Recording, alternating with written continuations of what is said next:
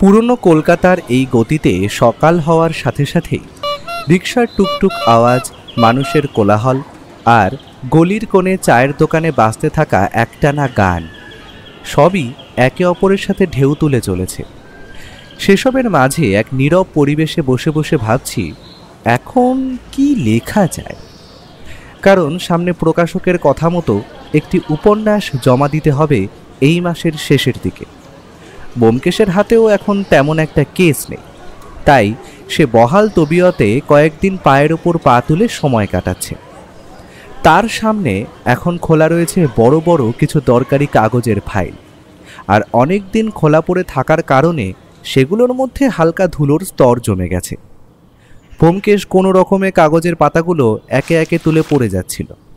আমিও তার সাথে বসে একটু আধটু কথা বলছিলাম, কিন্তু হঠাৎ এক অদ্ভুত ঘটনা আমার মনোযোগ আকর্ষণ করল। একটা পিয়ন হঠাৎ করেই সাইকেলের বেল বাজাতে বাজাতে প্রবেশ করলো গলির মুখে। আমি জানি এই দিকে চিঠি মানে তা ব্যোমকেশেরই হওয়ার সম্ভাবনা বেশি, কারণ এখানে চিঠি পাঠানোর বা চিঠি আসার লোকের প্রবণতা খুবই কম। একটা দরজা নাড়ার শব্দ হওয়ার সাথে সাথেই একটা তরুণ গলার হাঁক পড়ল, ব্যোমকেশ বক্সী, এটা আপনার জন্য চিঠি আছে। আমি দরজা খোলা মাত্র সেই তরুণ ছেলেটি চিঠিটা আমার হাতে তুলে দিয়ে যেমন সাইকেল চালিয়ে এসেছিল তেমনভাবেই ফিরে গেল। আমি ঘরে ফিরে চিঠিটা ব্যোমকেশের হাতে তুলে দিয়ে বললাম, ব্যোমকেশ, তোমার নামে চিঠি। দেখো ভাইয়া, আমার তো মনে হচ্ছে এটা তো কোনো নতুন কেস হলেও হতে পারে। ব্যোমকেশ হাসি মুখে আমার হাত দিয়ে চিঠিটা নিয়ে কিছুটা অবাক হয়ে গেল। তারপর চিঠিটি নিয়ে চোখের সামনে তুলে বলল, পুরনো কাগজের গন্ধ এবং নীল কালিতে লেখা নাম, তপন রায়চৌধুরী। বুঝলে হে অজিত, একটু অস্থির লাগছে, কারণ তপন মানে আমার এক বহু পুরনো বন্ধু। কতদিন, কত বছর আগের কথা। সেই পুরনো বন্ধুর হঠাৎ করে আজ চিঠি। কি ব্যাপার বুঝতে পারলাম না তো ঠিক। দেখো, হয়তো তোমাকে কোনো সত্য অনুসন্ধানের কাজে দরকার। এমনি এমনি তো আর কেউ সত্যান্বেষীকে মনে করে না। ব্যোমকেশ চিঠিটা খুলে পড়া শুরু করল। প্রিয় ব্যোমকেশ, আশা করি তুমি কুশলেই আছো। অনেকদিন পর চিঠি লিখছি, তার জন্য পারলে আমাকে ক্ষমা করে দিও।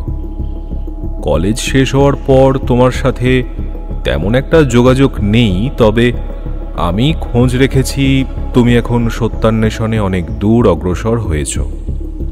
খবরের কাগজে প্রতিনিয়ত তোমার বিভিন্ন জটিল কেসের সমাধানও আমাদের চোখে পড়ে। মাঝে মাঝে যার পর নাই গর্ববোধ হয়। তবে আমি আজ যে কারণের জন্য তোমাকে চিঠি লিখতে বসেছি সেটি বড়ই অদ্ভুত। আমাদের রায়চৌধুরী পরিবারের কথা তুমি ভালো মতোই জানো, আর আমাদের পরিবারের একটি মূল্যবান সম্পদ আছে, নীলমণি। রায়চৌধুরী পরিবারের একটি গর্বিত রত্নের নাম। বহু প্রজন্ম ধরে যে রত্নটি আমাদের পরিবারে পবিত্র হিসেবে বিবেচিত হতো, বংশ পরম্পরায় যার রক্ষার দায়িত্ব আমাদেরই ছিল, কিন্তু কয়েকদিন হলো তা এখন খোয়া গেছে। আর বাড়িতে অদ্ভুত ধরনের ভৌতিক কিছু রহস্যের উদ্ভব ঘটেছে, যা হয়তো চিঠিতে বলা অসম্ভব। এবং কিছুদিন আগে বাড়ির একজন কর্মচারীও নিখোঁজ হয়েছে। যদি সম্ভব হয় যত তাড়াতাড়ি হোক আমাদের এই বিপদ থেকে উদ্ধার করার জন্য রায়চৌধুরী বাড়িতে আসার অনুরোধ রইল তোমাকে। অসংখ্য ধন্যবাদ। ইতি, তপন রায়চৌধুরী।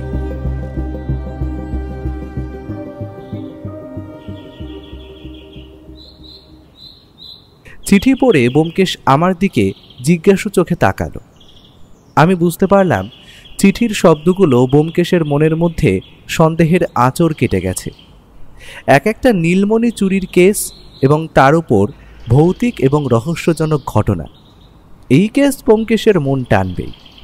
আর পুরনো বন্ধুর এমন সমস্যার মধ্যে আছে শুনে তার ব্যোমকেশ দেরি করবে না। ব্যোমকেশ বলল, কলেজে পড়ার সময় আমরা তপন রায়চৌধুরীর ব্যাপারে সকলেই প্রায় জানতাম। তার পরিবার যে অত্যন্ত ধনী এবং সম্মানীয় তা কারো অজানা ছিল না। রায়চৌধুরী পরিবারের বাড়ির পরিবেশ সবসময় কিছুটা গোপনীয় এবং অদ্ভুত ছিল। আমরা কলেজে একসঙ্গে পড়াশোনা করেছি, কিন্তু সেসব কথা আজকাল খুব একটা মনে পড়ে না। অনেক বছর আগের সেই বন্ধুত্ব কেমন জানি এক শীতল সম্পর্কে পরিণত হয়েছে। তবুও এমন চিঠি পাওয়ার পর তো আর বসে থাকা যায় না। আর এমন সব ঘটনা সহজ সরল নাম। আমার মন বলছে সেখানে কিছু গন্ডগোল তো হচ্ছে। ব্যোমকেশ চিঠিটি টেবিলের ওপর রেখে চুপচাপ কিছুক্ষণ ভাবল, তারপর বলল, চলো অজিত, তৈরি হয়ে নাও। রহস্যময় ঘটনা যখন ঘটছে এবং এমন কিছু হারিয়ে গেছে যা তাদের ঐতিহ্য, আমাকে সেখানে যেতেই হবে। দেখা যাক কি ঘটনা, কতটা কি রহস্যের সমাধান করতে পারি। ব্যোমকেশ, আমি এখন ভাবছি ভৌতিক ঘটনা মানে তো। তুমি আবার ভূতের ভয় পাও নাকি অজিত? দেখো, আমার কারবার সত্য অনুসন্ধান, তাই ভূত বাবাজিকে যদি না চটিয়ে আমি নিজের কাজ করি, তবে আশা করি তেনারা আমার তেমন একটা ক্ষতি করবে না। কি বলো, ঠিক কিনা ভাইয়া?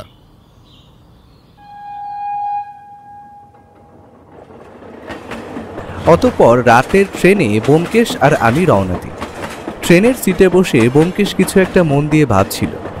আমি তাকে জিজ্ঞেস করলাম, কি ভাবছো হে ব্যোমকেশ? এখন থেকেই কেসে ঢুকে পড়ে তদন্ত শুরু করে দিলে নাকি? ভাবছি অজিত, ভাবছি যেমন রহস্যময় ঘটনা কি হতে পারে, তাদের পুরনো ঐতিহ্য, হারানো রত্ন, সব কিছুই তো অনেক রহস্যের ইঙ্গিত দেয়। তবে সে রহস্যের শিকড় কোথায়? আসলেই কি কোনো চুরি হয়েছে? নিখোঁজ কর্মচারীটি কোথায়?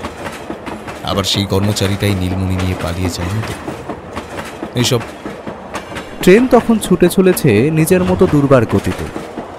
ট্রেনের জানলা দিয়ে দেখলে রাতের অন্ধকার আকাশে হাজারো তারা জ্বলজ্বল করতে দেখা যাচ্ছে।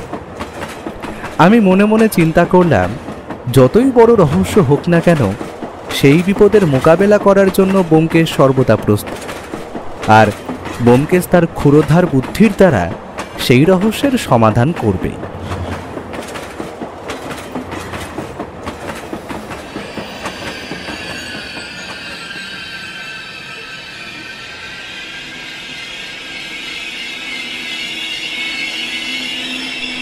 রাতের ট্রেন কলকাতার থেকে প্রায় ৮ ঘন্টার দূরত্ব অতিক্রম করে আমাদের পৌঁছে দেয় গন্তব্য স্টেশনে। ব্যোমকেশ ওর টেলিফোনে ফোন করেই দিয়েছিল, তাই আমাদের নিতে একটা গাড়ি এসেছিল স্টেশনে। আমরা যখন রায়চৌধুরী বাড়িতে পৌঁছলাম তখন প্রায় সকাল ৮টার কাছাকাছি। রাস্তায় অবশ্য বেশ বড় ধরনের কয়েকটা জঙ্গল পড়েছিল। এই সমস্ত এলাকায় বেশিরভাগ মানুষ ভাগচাষী, যারা পরের জমিতে চাষাবাদ করে। আর কিছু মানুষ এই সমস্ত বনের কাঠ সংগ্রহ করে সেটা বিক্রি করে জীবিকা নির্বাহ করে। সে যাই হোক, গভীর জঙ্গল পেরিয়ে আমাদের গাড়ি প্রবেশ করলো একটা পুরনো জমিদার বাড়ির সামনে। দেখে বলে দিতে হয় না, বাড়িটা প্রায় ১০০ বছরেরও পুরনো হতে পারে। এতটা পুরনো হওয়া সত্ত্বেও তবু বাড়িটা যে অতি যত্নের সহিত রাখা হয় তার প্রমাণ স্পষ্ট। একটা কথা বলতেই হয় যে বাড়ির চারপাশটা প্রায় ছোটখাটো একটা বিশাল ঘন জঙ্গলে ঘেরা, আর তার ঠিক মধ্যেখানে অবস্থান করছে রায়চৌধুরী ভিলা। বাড়িটি এমনিতেই বিশাল, অন্যদিকে তার শোভা আরো বৃদ্ধি করছে একটা দীর্ঘ বাগান। বাড়ির বাগানে বড় বড় গাছের ছায়ার ফাঁক দিয়ে উঁকি মারছে মেঘলা আকাশ। বাগানের ছায়াময় নুড়ি পাথর বেছানো পথ দিয়ে এগোতে এগোতে আমার গাঁটা কেন যে শিরশির করছিল বুঝতে পারলাম না। আষাঢ়ে গল্পগুলো হয়তো অবচেতন মনে দাগ কেটে গেছিল, তাতেই এই ভয়ের অনুভূতির উদ্ভব ঘটেছে। কিন্তু আমার লেখক মন বাড়ির পুরনো কাঠের দরজা, সিঁড়ি, ভাঙাচোরা জানালা সবকিছুতেই যেন ইতিহাসের গন্ধ পাচ্ছিল। আমরা বাড়ির ভেতরে প্রবেশ করার সাথে সাথেই একটা চাকর আমাদের কেমন একটা অদ্ভুত দৃষ্টিতে লক্ষ্য করল, কিন্তু সেটার কারণ কি আমি ঠিক ঠাউর করতে পারলাম না। তবে তার মুখে এক ধরনের অস্থিরতা এবং আতঙ্কের ছাপ। এই বাড়ির চারপাশে কেমন যেন বিরাজ করছে এক অস্বস্তিকর নীরবতা। আমাদের বৈঠকখানায় বসানোর সাথে সাথেই তপন রায়চৌধুরী নিজে এসে আমাদের অভ্যর্থনা করলেন। ব্যোমকেশকে দেখা মাত্র সে তাকে বুকে জড়িয়ে ধরল। আমি বুঝলাম পুরনো বন্ধুর সাথে এতদিন পর সাক্ষাৎ, তাই এই সুখ বিনিময়। সে যাই হোক, তপনবাবু কিন্তু আমাদের সাথে একটা দুটো কথা বলছিলেন, কিন্তু আমি আর ব্যোমকেশ দুইজনেই খেয়াল করলাম ভদ্রলোক কথা বললেও হাসছিলেন না। তার মুখে গভীর চিন্তা আর বিষণ্ণতা ফুটে উঠছিল। তাই ব্যোমকেশ তপনবাবুকে কি কি ঘটনা ঘটেছে সবটা খুলে বলতে পারে, যাতে সে তার তদন্তের কাজ শুরু করতে পারে। আমি এখন একটা খুব বিপদের মধ্যে দিয়ে যাচ্ছি ব্যোমকেশ, সেটা তোমরা আমার অবস্থা দেখেই আন্দাজ করতে পারছো আশা করি। আর ব্যোমকেশের সহায়তা ছাড়া এখন আমার কিছুই করার ক্ষমতা নেই। তোমাদের তো আগেই বলেছি নীলমণি চুরির ঘটনা, যেটা ছিল আমাদের পরিবারের ঐতিহ্যবাহী রত্ন। আর তারপর থেকেই এই বাড়ির মধ্যে এক অদ্ভুত অভিশাপের গুঞ্জন উঠেছে। বাড়ির একজন প্রায় 10 বছরের বেশি কাজ করা বিশ্বস্ত কর্মচারী মহেশ নিখোঁজ হয়ে গেছে আজ থেকে প্রায় 3 দিন হতে চলল। তার উপর বাড়ির মধ্যে হঠাৎ করেই কেমন যেন অদ্ভুত কাণ্ড ঘটে চলেছে। যেমন রাতের বেলা আমরা সবাই শুনতে পাই কেউ যেন ছাদের উপর হাঁটছে, অথবা আমাদের বাড়ির লোক কেউ রাতের বেলা বাগান দিয়ে আসার সময় মাঝে মাঝেই একটা অন্ধকার ছায়ামূর্তিকে দেখতে পাচ্ছে। আর একদিন ঘটলে তাও আমরা কিছু মনে করতাম না, কিন্তু প্রতিদিনই একই ঘটনার পুনরাবৃত্তি। তাই এখন সবাই আতঙ্কে আছে, আর এইসব ঘটনার পর আমরা কেউ শান্তিতে নেই। পরিবারের উপর যেন এক অন্ধকারের ছায়া ছেয়ে গেছে। ব্যোমকেশ কিছুটা চিন্তিত স্বরে বলল, তপন, তুই কি বলতে চাইছিস? চুরি আর নিখোঁজের ঘটনা কি অভিশাপের সঙ্গে সম্পর্কিত? তোর বিশ্বাস কি এই বাড়িতে কোনো অভিশাপ রয়েছে? তপনবাবু মাথা নেড়ে বললেন, আমিও জানি না, কিন্তু আজকাল যা ঘটছে তা অভিশাপের মতোই মনে হয়। নীলমণির চুরি, মহেশের নিখোঁজ হওয়া, সবকিছু মিলিয়ে একটা অদ্ভুত অনুভূতি তৈরি হচ্ছে। আর এই মানসিক অত্যাচার মেনে নেওয়া যাচ্ছে না। আমরা বসে কথা বলছি, এমন সময় এক পেয়ালা চা আমাদের সামনেই রাখা ছিল, কিন্তু কথার মাঝে হঠাৎ করেই বাধা পড়ল, কারণ বাড়ির এক চাকর হাঁপাতে হাঁপাতে দৌড়ে এসে বলল, দাদাবাবু, পিছনের জঙ্গলে মহেশের মৃতদেহ পাওয়া গেছে। আপনি তাড়াতাড়ি চলেন, কি বিভৎস সেই দেহ। আমাকে উপরে অভিশাপ লাগছে গো দাদাবাবু। ওই নীলমণি মগো বিপদের হাত থেকে রক্ষা করত, এখন সেটাও নেই। একের উপর এক বিপত্তি ঘটেই চলেছে। এই ঘটনা শুনে সোফায় তো আর বসে থাকা যায় না। শোনা মাত্র ব্যোমকেশ এবং তপনবাবুর সাথে আমিও দ্রুত উঠে পড়লাম। গাড়ি প্রস্তুতি ছিল, আমরা উঠে বসতেই সেটা ছেড়ে দিল। গ্রামের রাস্তা পেরিয়ে একটা ঘন জঙ্গল পড়ল। আর কিছুটা জঙ্গলের পথ পেরোনোর পর একটা প্রাচীন বটগাছের নিচে একটা জটলা লক্ষ্য করলাম আমরা। আমাদের আর বুঝতে বাকি নেই যে ওইখানেই ঘটনাটা ঘটেছে। জঙ্গলে কাঠ কাটতে আসা কাঠুরের দল এই দেহ আবিষ্কার করেই পুলিশে খবর দেয়, আর তারপরেই খবরটা ছড়িয়ে পড়েছে। সেই বড় বটগাছটার নিচে মৃতদেহটি পড়েছিল। আমরা ভিড় ঠেলে এগিয়ে গেলাম, আর এমন বিভৎস দৃশ্য দেখব সেটা আশা করিনি। কারণ চাকর মহেশের গলা খণ্ডিত এবং দেহটি এমনভাবে পড়ে আছে যে প্রথমে কেউই তা সহজে চিনতে পারছিল না। এমনকি তপনবাবুও প্রথমে চিনতে পারেননি, কিন্তু ভদ্রলোকের চোখ দিয়ে 1-2 ফোঁটা জলও যেন গড়িয়ে পড়তে দেখলাম আমরা। ব্যোমকেশ ওর কাঁধে হাত রাখল সান্ত্বনা দেওয়ার আশায়। ব্যোমকেশ আর অপেক্ষা না করে ভালো করে ঘুরে দেখল মৃতদেহের আশেপাশের জায়গাটা। সে তার সন্দিগ্ধ চোখে খুঁজে চলেছে কিছু একটা। আমরা সকলেই লক্ষ্য করলাম মৃতদেহের চারপাশে অদ্ভুত কিছু ছাই ছড়ানো ছিল, যা দেখলে মনে হচ্ছিল কোনো কিছুকে পুড়িয়ে দেওয়ার চেষ্টা করা হয়েছে এখানে। গাছের নিচে কিছু লালচে রঙের ছাইও ভালো করে পরীক্ষা করে দেখল ব্যোমকেশ। তারপর বলল, এই খুনের স্থান থেকে সবাই সরে যান। পুলিশ কিন্তু এক্ষুনি এসে পড়লো বলে আপনাদের এই কাছে আসার ফলে বহু প্রমাণ নষ্ট হতে পারে, আর এই লাল ছাই কোনো পুড়ে যাওয়া বস্তুর অবশেষ হতে পারে। ব্যোমকেশের কথা মতো সবাই পিছিয়ে এলো। প্রায় মিনিট খানেক পর পুলিশের লোক গাড়ি নিয়ে এলো। ব্যোমকেশের সত্যান্বেষী হিসেবে নাম ডাক ভালোই হয়েছে, তাই ইন্সপেক্টর সাহেব ওর নাম শোনার সাথে সাথেই চিনে ফেললেন। খুন হওয়া মহেশের পকেট চেক করে পুলিশ আবিষ্কার করলো একটা কাগজ, যেটা এখন অবস্থান করছে ব্যোমকেশের হাতে। আমিও ভালো করে একবার কাগজটা দেখে নিলাম। তাতে একপাশে ছোট ছোট অক্ষরে অস্থির হাতে লেখা ছিল, আমি জানি অভিশাপ সত্যি। ব্যোমকেশ চিরকুটটা হাতে নিয়ে গভীর মনোযোগ সহকারে পড়ল।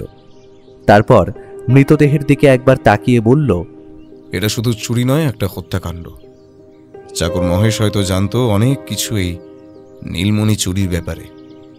সে হয়তো কিছু দেখেছিল, আর তাই তাকে চুপ করানোর জন্য খুন করা হয়েছে। আর এটা তো পরিষ্কার হয়ে গেল যে মহেশ নীলমণি চুরি করে পালায়নি। আমি কাঁপা কাঁপা কণ্ঠে বললাম, অতএব ব্যোমকেশ, তুমি বলতে চাইছো এটা অভিশাপ নয়, আর এই সব কাণ্ড মানুষেরই মস্তিষ্ক প্রসূত? অবশ্যই। আর এই হত্যাকাণ্ডের পেছনে কোনো মানুষ কাজ করছে। অভিশাপ নয়, এটা সুপরিকল্পিত একটা হত্যাকাণ্ড। তুমি এতটা জোর দিয়ে বলছো, এটার কারণ কি বলতো? তুমি কি কিছু ধরতে পেরেছো? দেখো, যদি অভিশাপ বলি তাহলে কেন মহেশের গলায় আঘাতের চিহ্ন থাকবে, কিংবা ওই ছাইগুলো কিভাবে পাওয়া যাবে? এগুলো সব মানুষের কাজ। আর চিরকুটের কাগজে লেখা অভিশাপ সত্যি, এটা হত্যাকারীর নিজস্ব দৃষ্টিভঙ্গি। মহেশ হয়তো জানতো কিছু, এবং তার মৃত্যুর মাধ্যমে হত্যাকারী সেই তথ্য লুকোতে চেয়েছে। তাহলে এবার কিভাবে এগোনো উচিত আমাদের? এখন আমাদের প্রথম কাজ হলো এই ঘটনাটি গুছিয়ে বের করা। মহেশকে হত্যা করা হয়েছে, কিন্তু হত্যাকারীকে, কেন সে তাকে খুন করল, এই প্রশ্নগুলোর উত্তর খুঁজে বের করতে হবে। কিন্তু একটা ব্যাপার নিশ্চিত, এই খুনের পেছনে কিছু গোপন রহস্য কাজ করছে, আর আমাদের তা খুঁজে বের করতেই হবে। আমি লক্ষ্য করলাম মহেশের গলায় যে আঘাতের চিহ্ন ছিল তা খুবই গভীর এবং নিখুঁত। শুধু তাই নয়, গাছের নিচে ছড়ানো ছাইয়ের মধ্যে কিছু চিহ্ন ছিল, যা কোনো বিশেষ ধরনের জিনিস পুড়ে যাওয়ার ইঙ্গিত দেয়, যেন কোনো প্রাচীন বা মূল্যবান কিছু ধ্বংস করা হয়েছে। আমার মন বলছে এই হত্যাকাণ্ডে শুধু একটি রহস্যই নেই, বরং আরো অনেক কিছু গোপন রয়ে গেছে। তবে প্রথমত তাদের মহেশের হত্যাকারীকে খুঁজে বের করতে হবে, এবং তারপরে এই পরিবারের অভিশাপের রহস্যও উন্মোচিত হবে।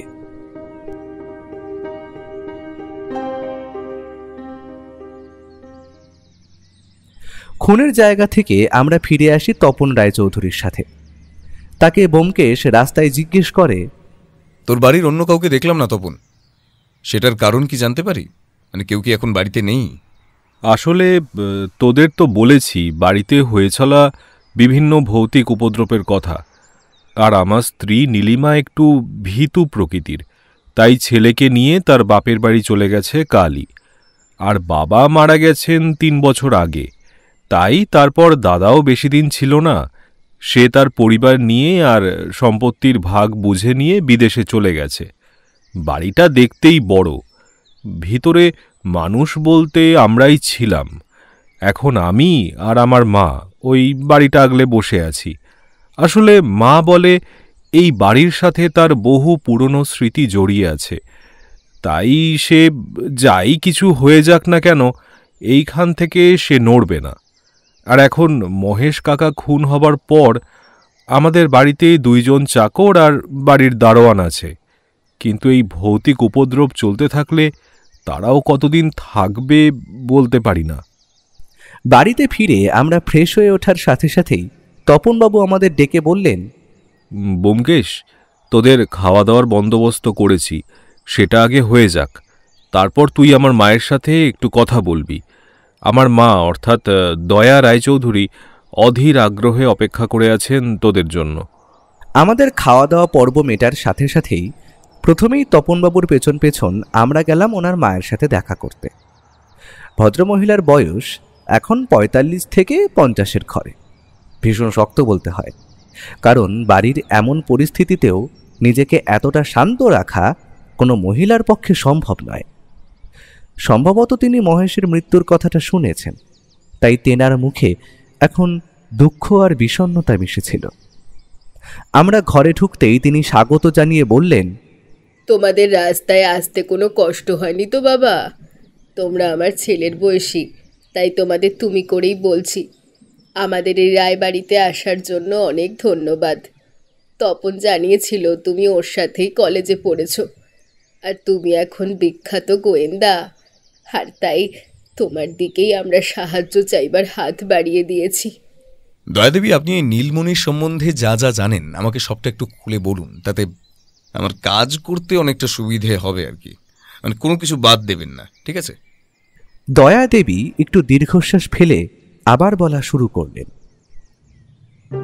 তোমাদের যখন খুলে বলবো, তবে তোমাদের এটাও জেনে রাখা উচিত যে নীলমণি এটি আমাদের পরিবারের একটি অমূল্য রত্ন।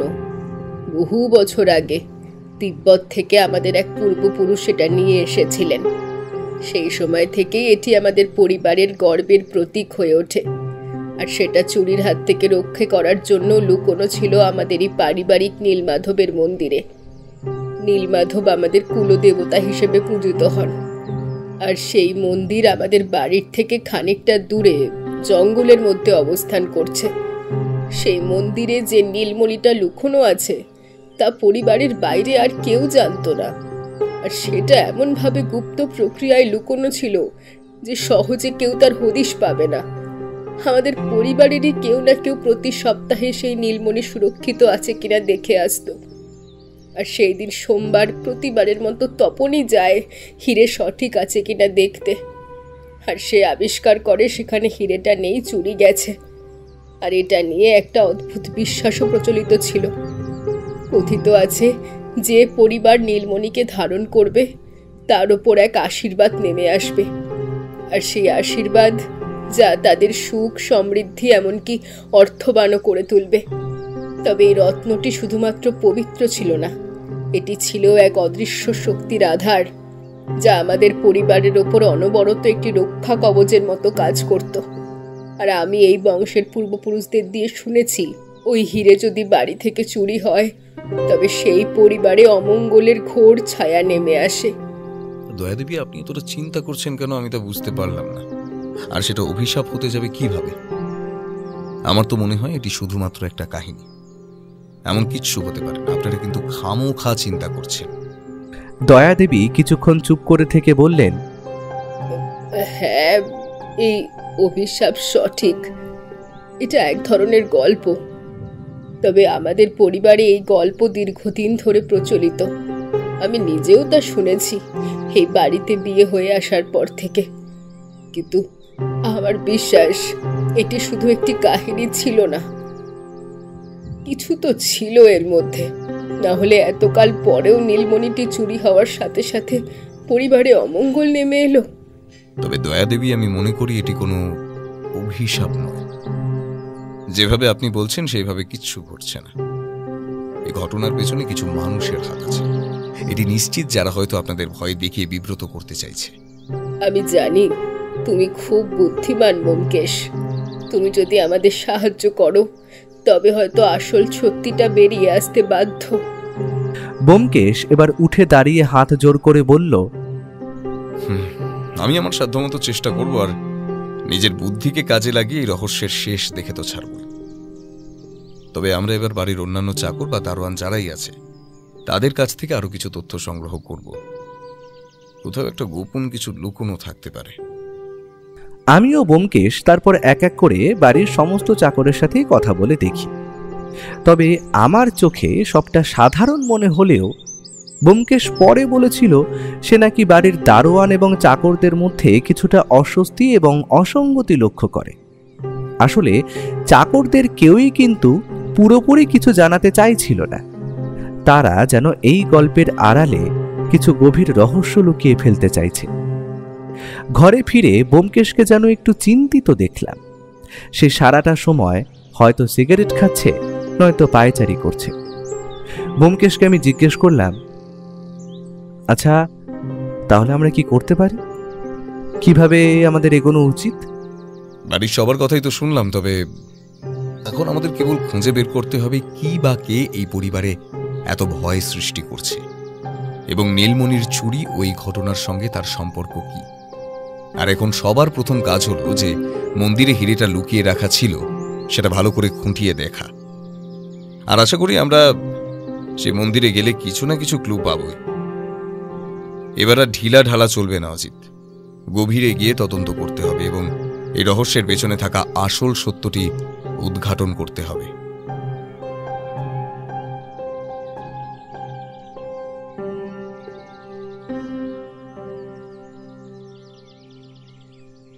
কাল রাতের ট্রেন জার্নি হোক বা অন্য কোনো কারণে বিকেলের দিকে আমি একটু ঘুমিয়ে পড়েছিলাম। তবে উঠে দেখি ব্যোমকেশ ঘরে নেই। আমি ওপরের ঘরের ব্যালকনি থেকে উঁকি দিয়ে দেখি ব্যোমকেশ তখন নিচে বসা দারোয়ানের সাথে কথা বলছে। আমি তাড়াতাড়ি সিঁড়ি বেয়ে নিচে এলাম, তাদের মধ্যে হওয়া কথোপকথন শোনার আশায়। শুনলাম ব্যোমকেশ বলছে, আচ্ছা, তোমাদেরই বন্ধু মহেশ যে চাকর এই বাড়িতে কাজ করত, তাকে কে মারতে পারে তুমি কি বলতে পারবে? লোকটা দেখলাম ঘাড়টা দুই পাশে নাড়িয়ে বলল, নাহি বাবু, আমি ওই খুনের ব্যাপারে কিছুই জানি না। তবে মহেশ লোকটা এমনিতে ভালো লোক ছিল। এ বাড়িতে সে তো সব থেকে পুরনো নকার ছিল, খুব বিশ্বস্ত। বাড়ির অন্দরমহলের খবর আমরা বেশি না জানলেও মহেশ জানত। তার মানে তোমরা চুরি হয়ে যাওয়া নীলমণির ব্যাপারে শুনেছ আশা করি। এই বাড়িতে যেই সম্পদ আছে তোমরা জানতে? দারোয়ান লোকটা দেখলাম আমতা আমতা করে বলল, না, জানতাম না বাবু। তবে আমাদের চাকর লেগেদের রাতে একটু মদ টদ খাওয়ার অভ্যাস ছিল। বাড়ির কাজ টাজ সব শেষ করে আমরা একটু আসর জমাতাম, আর সেই আসরেই আমরা মহেশকে দিয়ে জানতে পারি সেই নীলমণির কথা। আমি না বাড়ির সব চালকরাই জানতো এই মণির খবর, কিন্তু কেউ ভয় বলতে পারে না। আমি এমন সময় বললাম, আচ্ছা তোমরা কি জানতে যে নীলমণিটা কোথায় লুকোনো ছিল? না বাবু, আমরা জানতাম না, তবে অনুমান করতে পারি বাড়িতে সেই জিনিস রাখার লোক নন তপন বাবু। প্রতি সপ্তাহে মালিক একবার না একবার নীলমাধবের মন্দিরে পুজো দিতে যান। আর মন্দির হইতে ইয়াদ আসলো সেই নীলমণি চুরির হওয়ার কয়েকদিন আগে বাড়িতে কিছু নতুন শ্রমিক কাজে যোগ দিয়েছিল। তবে এইসব শ্রমিকের মধ্যে কিছু লোকের আচরণ বেশ অদ্ভুত ছিল। সে লোকগুলো বাড়ি মেরামতি ছাড়াও আর কোথাও কি কাজ করেছে? হ্যাঁ বাবু, লোকগুলো মন্দিরের ভাঙা অংশগুলো ঠিক করারও কন্ট্যাক্ট নিয়েছিল। প্রায় 2 দিন ওরা মন্দিরের ভিতর ও বাইরে কাজ করেছিল। আর ওদের মধ্যে বিশেষ করে একজন কাজ করছিল যার নাম রঞ্জন।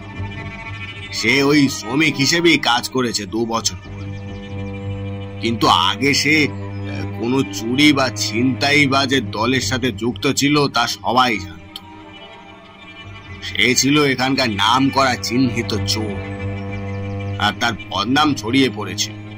এমনকি পুলিশের রেকর্ডেও বহুবার তার নাম পাওয়া গেছে। তবে সে বলে ও নাকি এখন ভালো হয়ে গেছে, ওইসব খারাপ কাজ সে আর করে না। ব্যোমকেশ তার কথা শেষ করে উঠে পড়ল। তারপর দারোয়ানকে বিদায় জানিয়ে এগিয়ে গেল আমাদের ঘরের দিকে। রঞ্জন, এটাই তো মূল সূত্র হতে পারে। তোমার কি মনে হয় অজিত, সে কিছু জানতো? ধরো যদি সে পুরনো চোর হয়, তবে নিশ্চয়ই সে জানতো কোথায় নীলমণি রাখা ছিল। তবে সে আর তার দল আরো কিছুটা রহস্যময়। রাতে ব্যোমকেশ থানায় ফোন করে জানতে চায় রঞ্জন নামের লোকটার ব্যাপারে। পুলিশও তার নামে জমে থাকা কমপ্লেনগুলো পরপর ব্যোমকেশকে বলে। রঞ্জন ও তার দল আসলে কাজ করত, যেমন বাগান এবং বাড়ির পরিষ্কার। কিন্তু মাঝে মাঝেই তাদের দলবল নাকি গ্রামের পুরনো বহু মন্দিরের আশেপাশে ঘুরে বেড়াত। এটা পুলিশেরও নাকি একেবারেই অস্বাভাবিক মনে হয়েছিল, কারণ মন্দিরে সাধারণত শ্রমিকদের কাজ করার কথা নয়। কিন্তু আসল প্রশ্ন হলো, তারা এটা কেনই বা করত? আমি সেই কথাটা ব্যোমকেশকে জিজ্ঞেস করার সাথে সাথেই সে বলল, ঠিকই, তাদের অদ্ভুত আচরণ ও সময় অসময় মন্দিরে যাওয়া এটা কোনো সাধারণ ব্যাপার নয় অজিত। আর এই ধরো লোকগুলো নিশ্চয়ই কিছু জানতে পেরেছিল নীলমণির ব্যাপারে, তাও এই বাড়ির চাকরদের থেকেই। সেটা কেমন করে ব্যোমকেশ? খুব সহজ অজিত। লোকগুলো যখন এই বাড়িতে কাজ করছিল তখন আশা করি লোকগুলোকে থাকতে দেওয়া হয়েছিল বাড়ির কোনো বাইরের ঘরে অথবা চাকরদের সঙ্গে। আর রাতে কাজ সেরে মদের আড্ডা বসে, তা আমরা আগেই শুনেছি। আর মদ খেয়ে চাকররা যদি কোনো কথা উগরে দিয়ে থাকে তবে তো তাদের জন্য চুরিটা করা সাধারণ ব্যাপার। এটা সম্ভব। যদি রত্নটি মন্দিরের ভিতরে কোথাও লুকানো ছিল তাহলে কাজের নামে মন্দিরের ভেতরে ঘুরে বেড়ানো তাদের জন্য একটা ভালো সুযোগ ছিল। ঠিক বলেছ অজিত। তাহলে আমাদের মন্দিরের আশেপাশে আরো ভালোভাবে খোঁজ নিতে হবে। এই রঞ্জন আর তার দলের লোকেরা যদি জানতো কোথায় নীলমণি ছিল তবে তাদের আচরণ বুঝতে পারলে আসল রহস্য বেরিয়ে আসবে। আমি এখনই তপনকে বলে দিচ্ছি আমরা রাতের খাওয়া দাওয়ার পর একটু সেই মন্দিরটার দিক থেকে ঘুরে আসতে চাই, কারণ দিনের বেলা রঞ্জনের দলবল যদি দেখতে পায় আমরা নীলমণি খোঁজার কাজ করছি তখন তারা সতর্ক হয়ে পালিয়ে যেতে পারে। তাই রাতের অন্ধকারে যাওয়াই বুদ্ধিমানের কাজ। যেমন বলা তেমন কাজ। রাত একটু গভীর হতেই আমরা একটা টর্চ হাতে বেরিয়ে পড়ি সেই মন্দিরের উদ্দেশ্যে। তপন রায়চৌধুরীও আসতে চেয়েছিলেন আমাদের সাথে রাস্তা চিনিয়ে দেওয়ার জন্য, কিন্তু ব্যোমকেশ তাকে বারণ করে দেয়। ব্যোমকেশের এমন করার কারণটা আমি ঠিক বুঝতে পারলাম না। ব্যোমকেশ তপনবাবুর থেকে মন্দিরে যাওয়া রাস্তাটা ভালো করে বুঝে নিল, আর সেই মন্দির পথ পরে বাড়ির পেছনের জঙ্গলের মধ্যে দিয়ে খানিকটা দূরে পায়ে হেঁটে সেইখানে পৌঁছাতে হয়। রাতের অন্ধকার ক্রমেই গভীর হতে থাকে। বাতাসে অদ্ভুত শীতলতা এবং গাছগুলির শাখাগুলোর মধ্যে হালকা শোঁশো আওয়াজ ভেসে আসছিল। পথ শুকনো পাতার আস্তরণে ঢেকে থাকার কারণে আমরা এগোনোর সময় সেটায় পা পড়ার সাথে সাথেই খসখস শব্দ কানে বড়ই অদ্ভুত ঠেকছিল। আমরা যতই এগোচ্ছি রাতের মায়া যেন আরো বেশি গভীর হচ্ছে। কিন্তু হঠাৎ করেই এমন সময় আমাদের কেন জানি মনে হলো আমাদের দুইজনের চলার শব্দ ছাড়া আরো একটা জুতোর শব্দ আমাদের পিছু পিছু চলছে। ব্যোমকেশ সেই শব্দ লক্ষ্য করে চারিদিকে টর্চ ফেলে দেখল, কিন্তু সেখানে নিকষ অন্ধকার ছাড়া কিছুই চোখে পড়ল না। ঠিক এমন সময় আমাদের আচমকা চমকে দিয়ে দূরের একটা হালকা ঝোঁপ নড়ে উঠল। এই জঙ্গলে হিংস্র জানোয়ারের ভয় নেই আশা করি, কিন্তু শিয়াল বা কুকুর থাকলেও থাকতে পারে। আমার বুকটা তখন প্রচণ্ড পরিমাণে ভয়ে ধুকফুক করে ওঠে। আমি বুঝতে পারছি যে আমার হৃৎপিণ্ডটা এখন হাপড়ের মতো ওঠানামা করছে প্রচণ্ড ভয়। ব্যোমকেশ কিন্তু এমন সময়ও শান্ত। সে আমার কাঁধে একটা আঘাত করে বলল, শোনো, তুমি কিছু শুনতে পাচ্ছ? আমি নিজের মাথাটা উপর নিচ করে নিঃশব্দে বুঝিয়ে দিলাম, হ্যাঁ। এটা মানুষের আওয়াজ মনে হচ্ছে না, কিন্তু কিছু সন্দেহজনক ব্যাপার করছে। চলো তো এই আওয়াজ অনুসরণ করেই এগোনো যাক। এটা রহস্য আমায় ভেদ করতেই হবে। আমি আর ব্যোমকেশ সেই শব্দ লক্ষ্য করে একটু একটু করে পা ফেলতে ফেলতে এগিয়ে যেতে থাকি, কিন্তু মন খালি বলছে যদি কোনো বিপদ অপেক্ষা করে থাকে আমাদের জন্য। আমরা আর একটু এগোতেই হঠাৎ চোখে পড়ল এই নির্জন বনে রাতের বেলা একটা কুকুর বসে আছে, আর সে মুখ দিয়ে কিছু একটা কাপড় জাতীয় কিছু টেনে ছিঁড়তে চাইছে, আর তারই চারপাশে ঘুরে ঘুরে এই কাণ্ডের জন্য ওই রকম অদ্ভুত শব্দ আমাদের কানে আসছিল। কিন্তু হঠাৎ করেই যে জিনিসটার দিকে আমাদের চোখ গেল সেটা দেখে তো আমরা অবাক, কারণ কুকুরটা কাপড় নিয়ে সরে পড়তেই সেই জায়গার মাটিটা একটু সরে গেছে। ভালো করে দেখার জন্য আমরা এগিয়ে যাই আর আবিষ্কার করি এ তো একটা পুরনো ধ্বংসপ্রাপ্ত কাঠামো, আর সেটা সেখানে একটা সুড়ঙ্গকে আড়াল করার চেষ্টা করছে। সেখানে মাটি একটু সরাতেই নিচে একটি সুড়ঙ্গের প্রবেশ পথ চোখে পড়ল আমাদের। ব্যোমকেশ নীরবে সুড়ঙ্গের দিকে তাকিয়ে বলল, এটা তো অনেক দিনের পুরনো বলে মনে হয়। বহু বছর আগে কেউ এই পথ ব্যবহার করত, আর এখন এটি তেমনি বন্ধ হয়ে গেছে। তবে এই স্থানটি আমাদের কিছু বলতে চাইছে, কারণ দেখো অজিত, মাটির জায়গাটা একটু পরিষ্কার, তার মানে কয়েকদিন আগে এখানে মানুষের পা পড়েছে। চলো ভিতরে গিয়ে দেখা যাক। দেখো ভিতরে কি আছে কিন্তু আমরা জানি না, কোনো বিপদে তো আমাদের জন্য অপেক্ষা করে থাকতে পারে। আমরা যদি এখন এটার রহস্য না ভেদ করি তবে হয়তো বহু কিছু আমাদের দিয়ে আড়াল হয়ে থাকবে। চলো সাবধানে এগিয়ে চলো। আমি আর কথা বললাম না, ধীরে ধীরে সুড়ঙ্গে প্রবেশ করলাম ব্যোমকেশের পেছন পেছন। সুড়ঙ্গটার ভেতরের পরিবেশ ছিল অন্ধকার এবং অদ্ভুত রকমের স্যাঁতস্যাঁতে ঠান্ডা। বাতাসে যেন একটা আঁশটে মাটির গন্ধ লেগেছিল। আমরা বুঝতে পারলাম এটা বেশ ভালো মতোই গভীর। ব্যোমকেশের টর্চ আমাদের সামনের পথ দেখাচ্ছে। আর একটু এগিয়েই আমরা একটি গোপন কক্ষের কাছে পৌঁছলাম। কক্ষটি পুরোটাই মাটির দ্বারা নির্মিত, আর অদ্ভুতভাবে সেটা ছিল অত্যন্ত নিস্তব্ধ। এমন সময় হঠাৎ আমার চোখে একটা জিনিস পড়তেই আমি চিৎকার করে বললাম, ব্যোমকেশ, সামনে দেখো, কোণে একটা পুরনো কাঠের বাক্স পড়ে রয়েছে। দ্রুত এগিয়ে গিয়ে বাক্সটির চারপাশে নজর দিতেই বাক্সটির গায়ে মোমের টুকরো এবং ছাইয়ের চিহ্ন চোখে পড়ল আমাদের। ব্যোমকেশ সন্দেহ ভরা কণ্ঠে বলল, এটা তো স্পষ্ট এখানে কিছু ধর্মীয় বা আধ্যাত্মিক কর্মকাণ্ড হয়েছে। মোমের টুকরো এবং ছাইয়ের চিহ্ন এই কথাই বলছে, কিন্তু কেন এখানে, আর কেন এই বাক্স? আমি ধীরে ধীরে বাক্সের দিকে এগিয়ে এসে বললাম, আচ্ছা ব্যোমকেশ, এই বাক্সটায় কি নীলমণি লুকিয়ে রেখেছিল চোরের দল? ব্যোমকেশ এক মুহূর্ত চুপ হয়ে যায়। তার চোখে স্পষ্ট সন্দেহের চিহ্ন ফুটে উঠেছে। নিশ্চিত হয়ে বলে, হ্যাঁ, এটি নীলমণি রাখার স্থান ছিল, এবং এখন যা ঘটছে তা আর কোনো কাকতালীয় ঘটনা নয়। চোরেরা নিশ্চয়ই এই সুড়ঙ্গের মাধ্যমে রত্ন চুরি করে এখানেই লুকিয়ে রেখেছিল। তবে এখন প্রশ্ন হচ্ছে, এখন তবে সেই নীলমণি গেল কোথায়?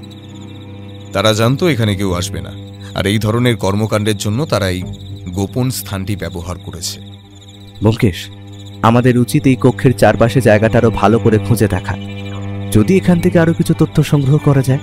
এখানে আরেকটি গোপন পথ রয়েছে, যা হয়তো আমাদের পরবর্তী রহস্যের দিকে নিয়ে যাবে।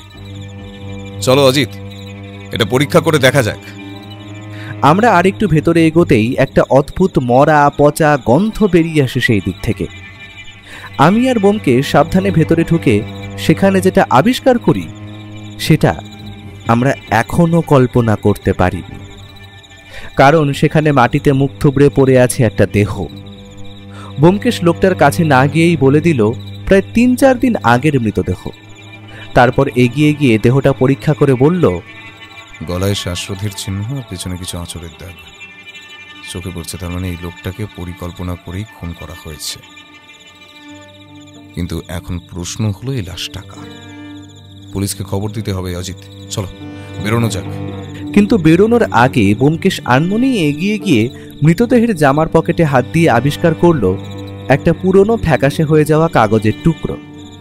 সেখানে অতি প্রাচীন সুন্দর লিপিতে লেখা আছে, নীলমণি সুরক্ষিত নীল মাধবেরই কোলে, যার দ্বারা মাধব লক্ষ্য রাখেন বিশ্ব চরাচরে। প্রাচীন আধারে ঘেরা রহস্য যেথায় ভুল দেখায়, অপর লোচন তখন গহীন প্রয়াসে রহস্য সাজায়।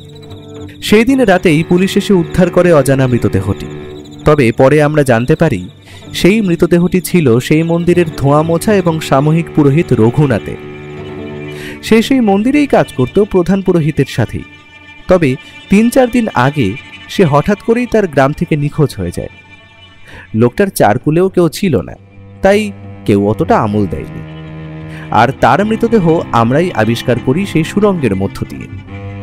সেই রাতে আমরা নীলমণি উদ্ধার কার্যে ব্যস্ত ছিলাম, কিন্তু তার থেকেও একটা অদ্ভুত ঘটনা ঘটে গেছে। সকালে উঠে জানতে পারি তপন রায়চৌধুরীর কাছ থেকে, কাল রাতে নাকি কেউ বা কারা তার ঘরের খোলা জানলা দিয়ে একটা কাগজ ছুঁড়ে ফেলেছে, আর তাতে লেখা আছে, অভিশাপ শুরু হয়েছে, সবাই সাবধান। তপনবাবু এই কাগজের টুকরোটা দেখে একটু ভয় পেয়েছেন তা সহজেই আন্দাজ করতে পারছি। তার মুখে একটা আতঙ্কের ছায়া খেলা করছে, তা অত্যন্ত স্পষ্ট। ব্যোমকেশ, আমার মন বলছে এই মণি চোরেরা সাধারণ লোক নয়, না হলে একটা নয় পরপর দুটো খুন করে বসলো। এটা স্পষ্ট যে এই খুনি তোমাদের ভয় দেখানোর চেষ্টা করছে। কিন্তু কেন? তাদের হাতে তো এতক্ষণে এই মণি এসে গেছে। তবে হুমকির কারণ কি? আর সেই নীলমণি একটা মূল্যবান রত্নই নয়, এটি সম্ভবত একটি আন্তর্জাতিক পাচার চক্রের অংশ। তারা নীলমণিকে চুরি করে বিদেশে পাচারের মাধ্যমে বিপুল পরিমাণ অর্থ উপার্জন করতে চাইছে। তবে আমার পূর্বপুরুষের কথা অনুযায়ী আমাদের সেই নীলমণির সাথে জুড়ে ছিল অপর এক রহস্যের জট, যেটা আমরা নিজেরাও কোনোদিন সমাধান করতে পারিনি। সেই রহস্যের জন্যই কি, অর্থাৎ নীলমণি ছাড়াও অন্য কোনো সম্পদের হদিশ কি থাকতে পারে? কথাটা শোনা মাত্র ব্যোমকেশের মুখে একটা উল্লাসের হাসি খেলে গেল। সে যেন কিছু একটা খুঁজে পেয়েছে। তাড়াতাড়ি পকেট হাতড়ে কালকে রাতে খুন হওয়া লোকটার পকেট থেকে যে ধাঁধার কাগজটা উদ্ধার করেছিল সেটা এগিয়ে দিল তপনবাবুর দিকে। তপনবাবু আচমকা চমকে উঠে বললেন, ব্যোমকেশ, এটাই এটাই সেই রহস্যের কাগজ। তবে এটা তোমার কাছে এলো কি করে? হয়তো খুনির দল এই কাগজটার রহস্য ভেদ করতে না পেরে এখানে আরও কোনো বড় গুপ্তধন পাওয়ার আশায় আমাদের ভয় দেখাচ্ছে। তার মানে আমার এখন প্রথম কাজ হচ্ছে এই ধাঁধাটার রহস্যের সমাধান করি, তাই তো? আর সেটা করলে হয়তো নতুন কোনো মোড় আমাদের সামনে খুলে যাবে। চলো অজিত, ঘরে চলো। আজ সারাটা দিন ভাবতে হবে, এই ধাঁধাটায় মনোনিবেশ করতে হবে। আমি আর ব্যোমকেশ ঘরে ফিরে গেলাম। তবে ব্যোমকেশের সাথে এখন কোনো কথা নয়। সে এখন নিজেকে ডুবিয়ে দেবে গভীর চিন্তার জগতে, আর তাকে এখন প্রশ্ন করলেও তার উত্তর মিলবে না। দীর্ঘ 3 ঘন্টা চিন্তা করে সাথে 4টি সিগারেট ধ্বংস করে ওঠার পর ব্যোমকেশের মুখে যেন একটা হাসির রেশ লক্ষ্য করলাম।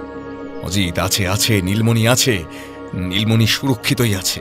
এত সহজ একটা ধাঁধার উত্তর খুঁজতে আমার এতক্ষণ সময় লেগে গেল ভাইয়া। তুমি একবার কাগজটা বার করো, ধাঁধাটা পড়ো, তবে তোমার কাছেও স্পষ্ট হয়ে যাবে এটার মানে। আমি তৎক্ষণাৎ কাগজটা নিজের হাতে নিয়ে পড়লাম। সেটা নীলমণি সুরক্ষিত নীলমাধবেরই কোলে, যার দ্বারা মাধব লক্ষ্য রাখেন বিশ্ব চরাচরে। থামো অজিত, আমি প্রথমে বুঝতে পারিনি যে নীলমণির ঠিক অবস্থাটা কোথায়।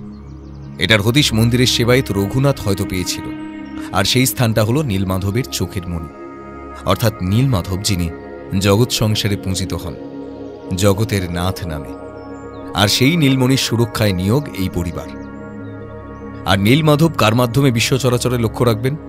অবশ্যই তার চোখ, অর্থাৎ নীলমণি পাথরের মূর্তির চোখে লুকিয়ে রাখা ছিল। অভিনব প্রক্রিয়ার মাধ্যমে এরা মণিটা লুকিয়ে রেখেছিল। তবে নতুন রহস্যটা তো ঠিক বুঝতে পারলাম না। প্রাচীন আধারে ঘেরা রহস্য যেথায় ভুল দেখায়, অপরলোচন তখন গ্রহিণী প্রয়াসে রহস্য সাজায়। খুব সহজ অজিত, ভাবো। পরিবারের পূর্বপুরুষরা মোট 2টি নীলমণি সুরক্ষিত রেখেছিলেন নীলমাধবের 2টি চোখের মধ্যে। তবে তারা একটির কথা পরিবারের মানুষদের কাছে তুলে ধরে যান, আর অপরটা থাকে পুরোপুরি লুকোনো। আর তাই জন্য এখানে লেখা রহস্য, যেখানে ভুল দেখায় অপর লোচন রহস্য সাজায়। আর লোচন মানে যে চোখ, সেটা আশা করি তুমি জানো। অর্থাৎ নীলমাধবের পাথরের মূর্তির এক চোখে অপর একটা নীলমণি এখনো লুকোনো আছে। আর রঘুনাথ সেই রহস্যের কাগজটি উদ্ধার করে দেখিয়েছিল চোরদের, আশা করি। তাই হয়তো তারা অন্য রত্ন পাওয়ার আশায় হুমকির চিঠি লেখে তপনবাবুর বাড়িতে। তুমি বলতে চাইছো যে সেই চোরের দল আবার আসবে নতুন মণিটা চুরি করার উদ্দেশ্যে? তার মানে তো আমাদের কাছে একটা বিশাল সুযোগ থেকেই যাচ্ছে ওই লোকগুলোকে হাতে নাতে ধরার। ঠিক বললাম তো? একদম ঠিক বলেছ অজিত। আর সেটা খুব বেশি দেরি করবে না তারা। আজ যখন হুমকি দিয়েছে, তার মানে তারা তপনবাবুরা যেন আজ রাতে সেই মন্দিরের দিকে না যান এমন চিন্তা করেই দিয়েছে, যাতে তাদের কাজ হাসিল করতে সুবিধা হয়। আমার মন বলছে যা হবার আজ রাতেই হবে। আর অজিত, এই রহস্যের জট গুটিয়ে এসেছে আশা করি, শুধু সময়ের অপেক্ষা। আমি তাড়াতাড়ি পুলিশ অফিসারদের খবরটা দিই, ওনাকে বলে চোরদের জন্য ফাঁদ পাততে হবে। আর চোরগুলোর কাছে আগ্নেয়াস্ত্র থাকাটা সাধারণ ব্যাপার। আজ রাতে অ্যাকশন হবে অজিত, তৈরি থেকো। আমি বুঝতে পারছিলাম ব্যোমকেশ এখন প্রচণ্ড চিন্তিত, আর সে এই চোরেদের ধরার সব রকম চেষ্টা করবে। আর ব্যোমকেশের মস্তিষ্ক প্রসূত ফাঁদ কেটে বেরোনো কোনো অপরাধীদেরই সোজা হবে না আশা করি। তবে সেই রাতটা যে এতটা স্মরণীয় হয়ে থাকবে সেটা আমি ধরতে পারিনি। জীবনে এই ধরনের অভিজ্ঞতা খুব কম সময়ই ঘটে, আর আজ রাত যেটা হলো সেটা ভাষায় প্রকাশ করা যায় না। আমার ঘটনা বলার সময় এখনো শরীরের রোমটা খাড়া হয়ে উঠছে। সেই রাতে ব্যোমকেশ পুলিশ অফিসারের সহায়ের সাথে কি কথা বলল তার কিছুই আমি জানি না। তবে বিকেলের দিকে সে ফিরল, আর সাথে ইন্সপেক্টর সহায়। আর রাতে যে আমাদের সেই মন্দিরের কাছে হবে সেটা স্পষ্ট। রাত এখন প্রায় 12টার কাছাকাছি। আমরা কাল মন্দিরটার কাছে আসলেও সেই অদ্ভুত সুড়ঙ্গের সন্ধান পেয়ে সেই দিকে চলে গিয়েছিলাম, কিন্তু আজ সোজা মন্দিরের দিকে এগিয়ে গেলাম। আর একটু পথ চলার পর দেখতে পেলাম অন্ধকারের ভেতর দিয়ে একটা মন্দিরের মতো দেখা যাচ্ছে। দূর থেকেই বোঝা যাচ্ছে এটা বহু বছরের পুরনো। মিষ্টি চাঁদের জ্যোৎস্না আলোয় দেখা মিলছে মন্দিরের গায়ে অনেক ফাটল, আর তারই চারপাশে জংলি লতানো গাছপালা জন্মেছে। মন্দিরের সামনে অনেকটা খোলা জায়গা রয়েছে, তবে চারিপাশে অন্ধকারে ঘেরা বহু বড় বড় গাছ থাকায় আমাদের সেখানে লুকাতে কোনো অসুবিধে হবে না আশা করি। আমরা তিনজনেই এবার মন্দির থেকে একটু দূরে থাকা একটা বড় ঝোপের আড়ালে ঘাপটি মেরে বসলাম। ইন্সপেক্টর সহায় আর ব্যোমকেশ দুইজনেরই হাতে ধরা দুটো বন্দুক। আমাদের চোখ তখন নিবদ্ধ সামনের অন্ধকার মন্দিরের দিকে। অন্ধকারের সাথে সাথেই মশাও আছে খুব, সময় যেন কাটতেই চাইছে না। এক এক মিনিট যেন এক এক ঘন্টা বলে মনে হচ্ছিল। হঠাৎ করেই এমন সময় অন্ধকারের বুক চিরে একটা বড় গাড়ির আওয়াজ ভেসে আসছে, তা আমরা শুনতে পেলাম। ব্যোমকেশ আমার দিকে তাকিয়ে চুপ করার ভঙ্গিতে ফিসফিস করে বলল, অজিত, তোমরা দুজন বাইরে বেরোনোর চেষ্টা করবে না, কারণ এখানে গোলাগুলি চলতে পারে। আমিও ঘাড় নেড়ে সম্মতি জানালাম। গাড়িটা দেখলাম এসে থামলো সামনের মন্দিরের খুব কাছে। গাড়ির ইঞ্জিন বন্ধ হওয়ার সাথে সাথেই আলো নিভে গেল। গাড়ি দিয়ে অন্ধকারের মধ্যে দুটো কালো মূর্তি নামল, আর তাদের মধ্যে একজনের হাতে যে বড় মেশিন গান আছে তা বলে দিতে হয় না। ওরা কিছুক্ষণ গাড়ির সামনে দাঁড়িয়ে এদিক ওদিক ভালো করে দেখে নিল, তারপর গাড়ি সেখানে রেখে এগিয়ে গেল মন্দিরের ভেতরের দিকে। ব্যোমকেশ এমন সময় ফিসফিস করে অতি দ্রুত ইন্সপেক্টর সহায়কে বলল, মিস্টার সহায়, এটাই সঠিক সময়। আপনি ছুটে গিয়ে ওদের গাড়ির পেছনে দরজা খুলে উঠে পড়ুন, আর হাতের বন্দুক কিন্তু প্রস্তুত রাখবেন সব সময়। চোখের নিমেষে ইন্সপেক্টর সহায় অতি সাবধানে পৌঁছে গেল গাড়িটার কাছে। দরজাটা খুলে সেখানে উঠে শুয়ে পড়লেন পেছনের সিটে। ঠিক এমন সময় বাড়ি দিয়ে একটা ছোট বাক্স হাতে বেরিয়ে এলো ওই দুটো লোক। ওদের দুই হাতে তখন বাক্সটা ধরা। ব্যোমকেশ সময় বুঝে একটা মুখ দিয়ে সিটি মারার মতো শব্দ করল, আর সঙ্গে সঙ্গে লোক দুটো কিছু বুঝে ওঠার আগেই চোখের নিমেষে ঘটনাগুলো এত তাড়াতাড়ি ঘটে গেল তা লোমহর্ষক। সিটির শব্দ শোনা মাত্র মন্দিরের পেছন ও পাশ দিয়ে বেরিয়ে এলো প্রায় 10-12 জন লোক। প্রত্যেকের হাতেই বন্দুক, আর সেটার মুখ সামনের লোকগুলোর দিকে তাক করা। লোকগুলো তখনও কিছু বুঝতে পারল না কি হচ্ছে। ব্যোমকেশ তখন ঝোপের দিয়ে বন্দুক হাতে এগিয়ে গিয়ে বলল, রঞ্জন আর তুমি যেই হও, এখন তোমাদের পুলিশ দিয়ে ঘিরে ফেলা হয়েছে। যদি বাঁচতে চাও যেমন দাঁড়িয়ে আছো তেমন থাকো। বেশি বেগরবাই করলে সকালের সূর্য কিন্তু দেখতে হবে না। হঠাৎ এমন সময় দুইজনের মধ্যে অন্য একজন হাতের বাক্সটা ফেলে দিয়ে একটা ডিগবাজি খেয়ে আড়ালে চলে গেল তাদের নিয়ে আসা গাড়িটার ওপর। অপর প্রান্ত দিয়ে তাকে আর দেখা যাচ্ছে না। ব্যোমকেশের বন্দুক তখন অন্যজনের দিকে তাক করা। চোখের নিমেষে সামনের পুলিশগুলো এগিয়ে গেল লোকটার দিকে। সে ভয়ে চুপচাপ দাঁড়িয়ে রইল। লোকটা তীব্র গতিতে গাড়ির দরজা খুলে সেটায় প্রবেশ করার সাথে সাথেই হঠাৎ করে গাড়ির ইঞ্জিন গর্জে উঠল। লোকটা তাড়াতাড়ি গাড়ি নিয়ে পালাবার মতলব করছিল আশা করি, কিন্তু তার আগেই ব্যোমকেশ তার বন্দুকটার ঘোড়া টিপে দিয়েছে। ততক্ষণে গুলিতে সামনের গাড়িটার টায়ার ফেটে যাওয়ার সাথে সাথেই গাড়ির ইঞ্জিন থেমে গেল। বুঝলাম ইন্সপেক্টর সহায় ওনার কাজ করে দিয়েছে। গাড়ি দিয়ে তখন নামলো দুইজন লোক। প্রথম জনের হাত দুটো ওপরের দিকে সারেন্ডারের ভঙ্গিতে, অন্যজন ইন্সপেক্টর সহায়, যার বন্দুক এখন ওর দিকে তাক করা। ব্যোমকেশ এগিয়ে যেতেই আমরাও সাহস পেলাম। ব্যোমকেশ তখন পৌঁছে গেছে বড় বাক্সটার দিকে। খুট শব্দ করে খুলে দিল সেটা। সঙ্গে সঙ্গে তার থেকে বেরিয়ে এলো একটা অতীব সুন্দর নীল রঙের একটা পাথর। আর এটাই যে সেই নীলমাধবের নীলমণি তা তার চাঁদের আলোর উজ্জ্বল ভাব দেখে সহজেই অনুমান করা যায়। দুইজন লোককে পুলিশ নিয়ে গেল, কিন্তু পরে জেনেছিলাম দুইজনের একজন নাকি রঞ্জন আর অপরজন ওর দলের লোক। পরের দিন সকালে ইন্সপেক্টর সহায় এসেছিলেন তপনবাবুর বাড়ি। আমরা তখন বৈঠকখানায় বসে চা খাচ্ছি। তপনবাবুর মেজাজ মোটামুটি ফুরফুরে, কারণ ওনার নীলমাধবের মণি একদম সঠিক জায়গায় রক্ষিত আছে। আর অপর নীলমণিটা ওনার হাতে তুলে দেওয়ার জন্যেই ইন্সপেক্টর সহায়ের আগমন। তিনি এসে জানান যে রঞ্জিতদের গোটা দলটাই ধরা পড়েছে পুলিশের হাতে। তারা একটা গোপন জায়গায় ঘাঁটি গেড়ে বসেছিল, আর সেইখানে রাতের বেলাতেই পুলিশ হামলা করে উদ্ধার করে ওদের পুরনো দলবলকে। আর সবথেকে বড় খবর হলো, পুলিশের জেরার মুখে পড়ে রঞ্জন যে দুটো খুন করেছে তা সে স্বীকার করেছে। তাই মোটামুটি সব সমস্যার সমাধান এখন আমাদের কাছে। তাও তপনবাবু ব্যোমকেশকে প্রশ্ন করল, তা ব্যোমকেশ, তুই তো সবটা জানিস যে এখানে কি কি হয়েছে, কিভাবে এই নীলমণি সুরক্ষিতভাবে ফিরে এলো, কিন্তু আমরা এখনো ধাঁধার মুখে। সব রহস্যের সমাধান না শুনে যে আমি তোকে ছাড়ব না ভাই। ব্যোমকেশ হাসি মুখে পকেটে হাত ঢুকিয়ে বার করে আনলো একটা সিগারেট। তারপর সেটাকে ধরিয়ে একটা শুক টান দিয়ে বলল, প্রথমেই বলে দিই, এই বাড়িতে যখন আমি অভিশাপের কথা শুনতে পারি তখন থেকেই আমার সন্দেহটা জাগে যে এখানে হয়তো এমন কিছু আছে যার জন্য কয়েকজন অসাধু লোক লেগেছে, যারা রায়চৌধুরী পরিবারের সবাইকে অভিশাপের ভয় দেখিয়ে নিজেদের কার্যসিদ্ধি করতে চাইছে। পরে আমি জানতে পারি যে এই বাড়িতে উপস্থিত একটি নীলমণির কথা, আর এটাই চুরি গেছে। এখানে এবার আমাদের যেটায় মন দিতে হবে সেটা হলো বহু বছরের পুরনো চাকর মহেশের কথা। সে বহু বছর এই বাড়িতে কাজ করার কারণে বহু রহস্য তার জানা ছিল, আর সে এটাও জানতো যে নীলমণি লুকোনো আছে নীলমাধবের মন্দিরে। আর সেই সুযোগের সব ব্যবহার করে মহেশ সেই নীলমণি থাকার খবরটা গিয়ে দেয় রঞ্জনদের, আর তার বিনিময়ে সে তার কাছে টাকার দাবি করে। কিন্তু রঞ্জনদের মতো পাকা ক্রিমিনালরা কখনো তার সাক্ষীকে জীবিত রাখবে না, তাই সে খুন করে মহেশকে। আর তার নিরুদ্দেশ হবার খবরও রায়চৌধুরী পরিবার অন্ধবিশ্বাসের চোখে দেখে। তবে এখানে তারপরই রঞ্জনের দলবল মন্দির সংস্কারের নাম করে এই বাড়িতে আসে মন্দিরটির মেরামতের কাজের জন্য। তবে তারা খোঁজ খবর চালালেও সেই নীলমণি কিছুতেই উদ্ধার করতে পারেনি মন্দির থেকে, কারণ তারা জানতই না যে নীলমণিটা আসলে লুকোনো কোথায় আছে।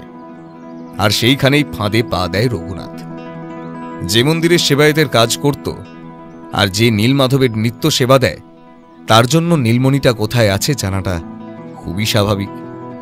আর সামান্য কিছু টাকার বিনিময়ে রঘুনাথ সেই নীলমণি চুরি করে এনে দেয় রঞ্জিতদের কাছে। তবে রঞ্জিতদের দলবল নীলমণিটি চুরি করে লুকিয়ে রেখেছিল পাশের একটি গোপন সুড়ঙ্গে, যেটা আবিষ্কার করি আমি আর অজিত। কিন্তু কথায় আছে না, পাপ বাপকেও ছাড়ে না। শেষ অবধি রঘুনাথ খুন হয় আবার রঞ্জিতের দলের কাছে। তবে এখানে একটি গুরুত্বপূর্ণ বিষয় হল, রঘুনাথ যখন সেই হীরাটি চুরি করতে গিয়েছিল নীলমাধবের ঘর থেকে, তখন সে আরেকটি ধাঁধার চিরকুট পায়, যেখানে একটি রহস্যের উল্লেখ ছিল যে অন্য আরেকটি নীলমণি সেই ঘরেই অন্য কোথাও লুকোনো আছে, কিন্তু সেটা কোথায় সে জানত না। এমনকি সেই নীলমণিটি কোথায় লুকোনো আছে সেটা রঞ্জিতের দল বলে জানত না, কারণ তারা ধাঁধাটির সমাধান করতে পারেনি। আর আজ সকালে আমি সেই ধাঁধাটি পুনরুদ্ধার করি, আর বুঝতে পারি যে রঞ্জিতের দলবল আজকে নিশ্চয়ই মন্দিরে হামলা করে অন্য নীলমণিটি হাতাতে চাইবে। আর তোমরা জানো এই সমস্ত নীলমণি বিদেশে বাজারে পাচারকারীদের কাছে কতটা মূল্যবান। আর সেই লোভেই রঞ্জিতরা পা দেয় পাতা আমার ফাঁদে। আর তারপরের ঘটনা তোমরা জানো। তা আমার কাজ মোটামুটি এখানেই শেষ। আমি আর অজিত আজ দুপুরের মধ্যে কলকাতা ফিরব, কারণ সেখানে একটা নতুন কেস আমি ফেলে এসেছি, সেটাও সমাধান করার দরকার। আমি জানি ব্যোমকেশের হাতে এখন কোনো কেস নেই, কিন্তু তার কলকাতা ফিরে যাওয়ার একটাই কারণ, সে এক জায়গায় বেশি দিন থাকতে চায় না, আর এটা তো পুরনো বন্ধুর বাড়ি। সেই দিন দুপুরেই আমি আর ব্যোমকেশ ট্রেন ধরে কলকাতায় ফিরে আসি। তবে ফিরে আসার আগে তপন রায়চৌধুরীকে সে একটা মূল্যবান কথা বলে আসে, যা আজও আমার মনে গেঁথে আছে। অভিশাপের ভয় কখনো নিজেদের সত্যিকারের শক্তি ভুলে যাবেন না। আপনাদের একমাত্র শক্তি হলো বিশ্বাস, সততা এবং একে অপরের প্রতি সম্মান। এই সব কিছুর মাঝে শুধু একটাই চিরন্তন সত্য আছে, মানুষের মনের অন্ধকার। এই অন্ধকারের মধ্যে ঘুরে বেড়ানোর পর আলো ঠিকই খুঁজে পাওয়া যায়।